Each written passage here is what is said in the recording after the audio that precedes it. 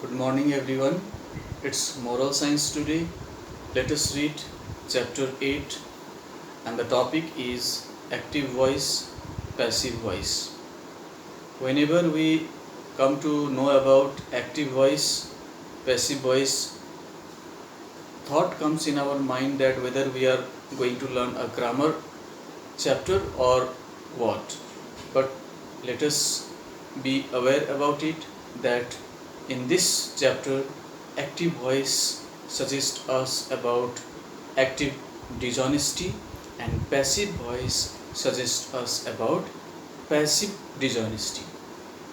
Dishonesty is here calculated in two different ways.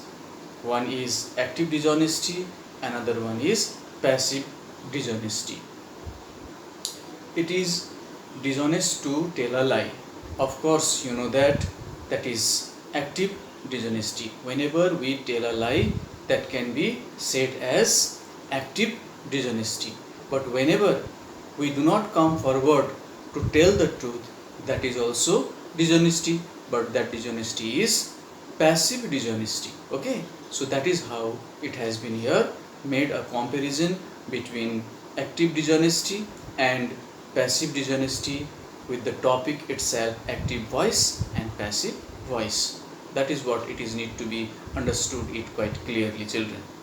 Now, in order to understand it more well, what is active and passive dishonesty, active voice and passive voice, there is a very interesting story here which has been given here for us to read. Let us go through the story and try to understand and enjoy the story. Here I am going to begin the story. The topic here given it is the scholar and the horse. Scholar, a wise man, a person who is very intelligent and wise. There was once an honest trader called Dhyan Singh. Dhyan Singh was an honest trader. The other tradesmen in the shops nearby would mix stones in the rice and chalk powder in the flour. Tradesmen, there were many other tradesmen as himself. They were also found to be there in that place where Dhyan Singh was running his business. Some more other businessmen were also there nearby his shop, those who were found to be doing their own type of various business, and most of those tradesmen were found to be very dishonest because some of them used to mix stones in the rice, some others used to mix chalk powders in the flour. This type of dishonesty type of activities that those tradesmen used to do, which Dhyan Singh used to observe it.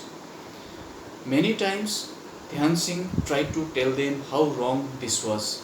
Every time, every moment, whenever Dhyan Singh found that they were doing such type of dishonest activities, he tried to make them understand that it was not good, it was very wrong to do such type of dishonesty activities. He tried to make them understand and feel. Okay, Dhyan Singh tried to tell them how wrong this was, but they only laughed at him and went on cheating. But they did not respond well to Dhyan Singh. Instead, those all tradesmen laughed at Dhyan Singh and kept on cheating to the common people. Dhyan Singh didn't want to get them into trouble. So Dhyan Singh also wanted that let his tradesmen, his friends, let them also do not be in trouble. He wanted them to reform, but what he wanted them to do, he wanted to bring them back in right track, to leave those bad habits, to leave those dishonesty activities, but come to the right track, right way. This is what Dhyan Singh wanted to reform them. But how? But there was a question in front of him. How to do this? In what way he would be able to bring them back into the right track? That was also a big question for himself. So he decided to take advice from a learned scholar. In this way, finally, one day he decided why not to go to a scholar, a learned person, a wise person, so that he could get some advice from him, so that he could bring these all the tradesmen, those who were very dishonest, could be brought them back into the right way. And the person, the scholar, with whom he wanted to get advice was Chandravan. His name was Chandravan, who lived in the next town. Maybe Chandravan would be able to help him. This person, the wise person with whom he wanted to get some advice, his name was Chandravan, and he lived just nearby the town where Dhyan Singh used to live. Now he decides to go to Chandravan. Dhyan Singh decides to go to Chandravan to get some good advice so that he could bring those bad traders, dishonest traders, right to the track. This is what now he decides. The learned man's house stood in the middle of a big farm. He was found there. The learned man was found there, his house standing in the middle of a very big farm.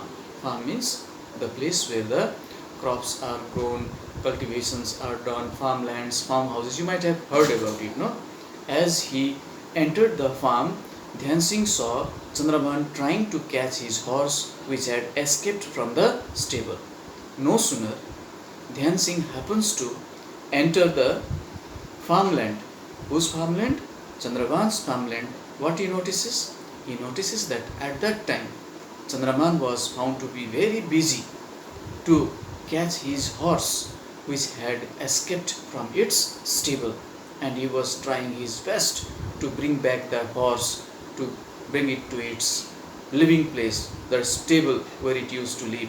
He was very busy to chase the horse, to catch the horse, and then trying to bring the horse back to its stable. This is a sight that Dhyan Singh happens to notice as soon as he enters his farmhouse. The horse wouldn't return when called and continued to gallop round merrily.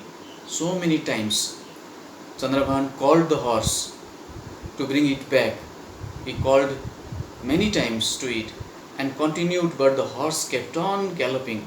It continued galloping all around the place with full of fun, with full of happiness. After all, it had got an opportunity to get escaped and was now found to be free, and it wanted to enjoy a lot, have a lot of fun. That is why it was running here and there, galloping here and there with lot of fun. This is what Dhyan Singh was able to notice. As Dhyan Singh watched, Chandravan picked up the horse food basket, but the very next moment, a very strange thing it happened in front of Dhyan Singh. Suddenly, he notices that Chandravan is going to apply a trick now here. What he notices?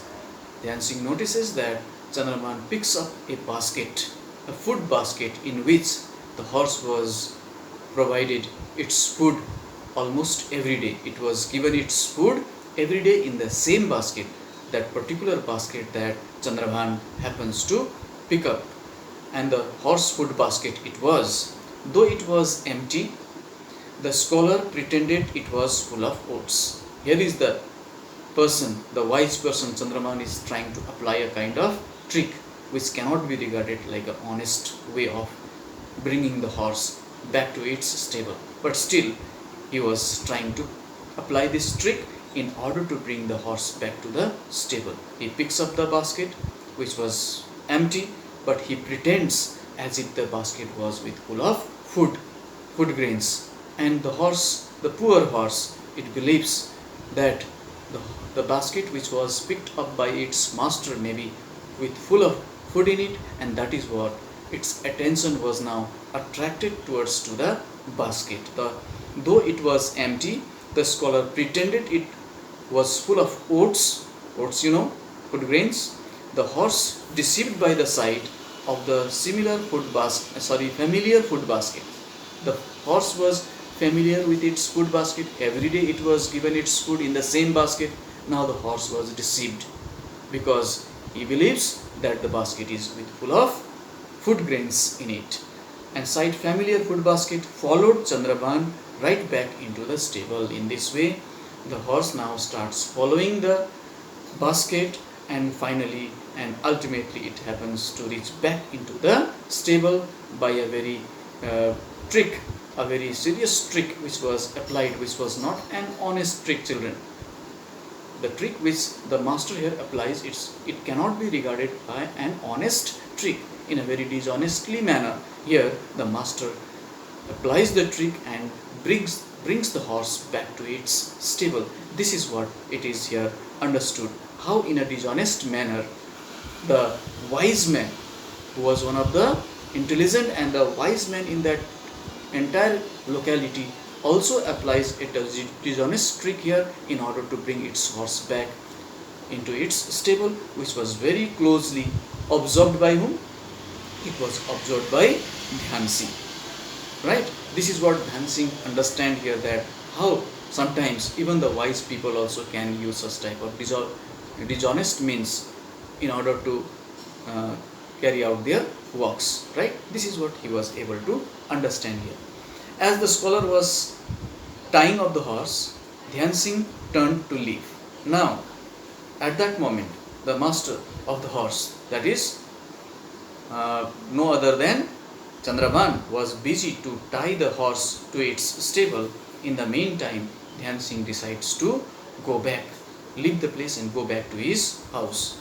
Chandrabhan's servant came running after him. Sir, he said, my master has sent me to ask you why you are leaving. In the meantime, the servant comes there in the right spot and asks to Dhyan Singh, sir, why you are leaving? My master has sent me to meet with you and ask you why you are leaving right now. Because you have come here to get some advice. You have come here to get some suggestions. But without getting any advice, without talking to my master, why you are leaving the place and going? That is what I have come here to ask you. You come to ask him for some advice, right? Why have you changed your mind? What it has made you to change your mind? Why you have decided not to meet with the master, not to get his advice, and you are going back without taking any advice? What has changed your mind at all? This is what the servant happens to ask to Dhyan Singh. Let us see what response Dhyan Singh give here now.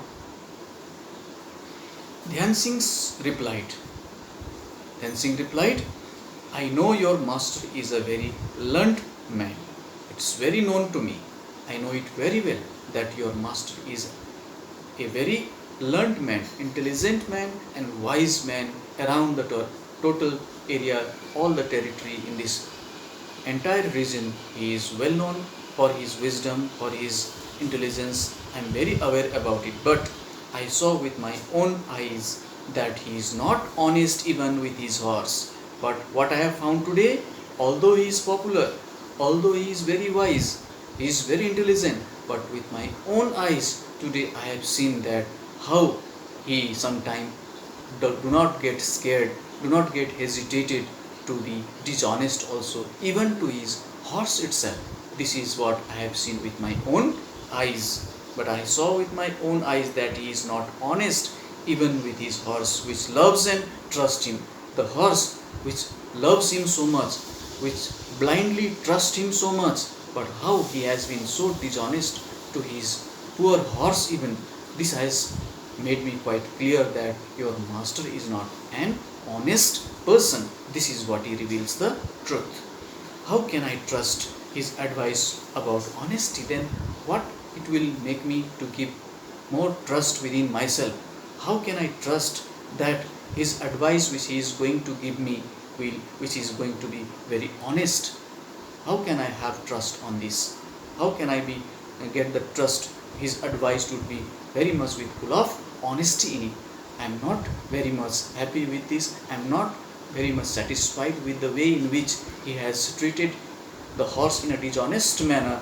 It has given me quite clear, I have been able to understand it quite clear that whether any advice that he is going to give me, whether it would be any honesty, with full of honesty in it or not, that is quite a matter of doubt for me. That is why I am not willing to meet him and getting his advice. This is how here Dhyan Singh gives such a reply to the servant when he had come here to ask about the reason for leaving the spot. So in this way we are quite clear about the chapter, children, that the honest person, how can the honest sometimes can be active honest and can be passive honest, So In this way, this chapter tells us that honesty is a very big quality. Sometimes even good person also can be found in such a situation where they are found to be applying dishonest tricks and the other people might not like to follow them. This is what the quality of honesty is, really a big quality, a very quality with great uh, values in it, which we must be able to understand the values of honesty, so that everybody can trust on us, everybody can pay attention on us, can look upon to us with great regards and love and respect. Always the honest people are given honor, respect, value. That is why we always should try to be honest and sincere in our daily works and duties. That's what this chapter is trying to teach us all about children. So this is what we all learn here in this particular chapter. Hope you might have gone through it well and understood it well. Please do these quick quiz questions which is there in your book, number 1, 2, 3. So as your homework, and keep on learning the chapters well. This much for today. Have a good day and take care.